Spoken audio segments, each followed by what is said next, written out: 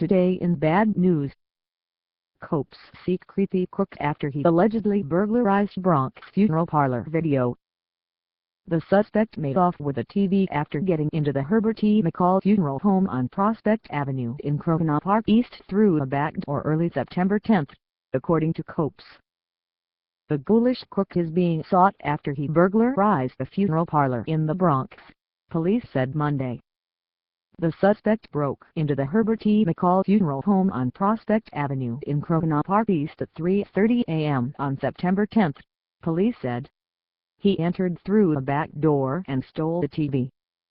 Using a flashlight, the prowler rifled through offices and in closets in the parlor's viewing areas before settling on the television, according to surveillance footage released Monday by police.